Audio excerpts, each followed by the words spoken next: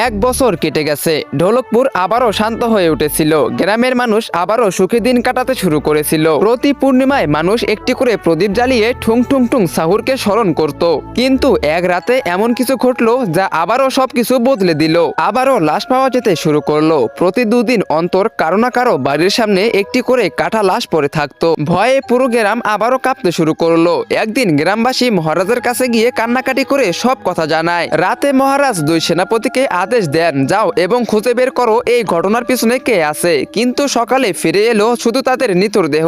একজনের মাথা নেই, অন্যজনের পা কাটা। মহারাজ বুঝে গেলেন ভয়ঙ্কর কিছু একটা ফিরে এসেছে, এমন কিছু যা শুধু মৃত্যুর খেলা খেলতেছে। তিনি দীর্ঘ শ্বাস ফেলে বললেন, এখন এই যুদ্ধের মুখোমুখি আমাকেই হতে হবে। সেই রাতে মহারাজ গোপনে গ্রামে আসেন এবং একটি গাছের আড়ালে নিজেকে লুকিয়ে রাখেন। কিন্তু যখনই রাত অনেক বেশি গভীর হয়ে যায়, ঠিক রাত 2:30 হঠাৎ চারিদিকে ধোঁয়া ছেয়ে যায় এবং সেই ধোঁয়ার ভিতর থেকে একটি অদ্ভুত আওয়াজ আসে। মহারাজ এটা দেখে কিছুই বুঝতে পারতেছিলেন না। তখনই ধোঁয়ার মাঝখান থেকে বেরিয়ে আসে একটি পুতুল, গোল গোল চোখ, জ্ঞানহীন এক হাসি, কিন্তু চেহারাটা যেন মৃত্যুর পরোয়ানা। পুতুলটি একটি বাড়ির দরজার কাছে গিয়ে শিশুদের মতো সুরে একটি গান গাইতে শুরু করে। আর সেই গান শুনে একজন লোক বাইরে বেরিয়ে আসে এবং মুহূর্তের মধ্যেই পুতুলটি তার মাথা চিবিয়ে খেয়ে ফেলে। লোকটি যন্ত্রণায় ছটফট করতে করতে মাটিতে লুটিয়ে পড়ে। মহারাজ এসব কিছু দেখে একটু ঘাবড়ে যান। তিনি বুঝতে পারেন এর সামনে যাওয়া মানে নিজের মৃত্যুকে নিজেই লেখা। পরের দিন সকালে গ্রামের মানুষ জড়ো হলে মহারাজ তাদেরকে বলেন, এটি আগের ভূতের চেয়েও বেশি ভয়ঙ্কর।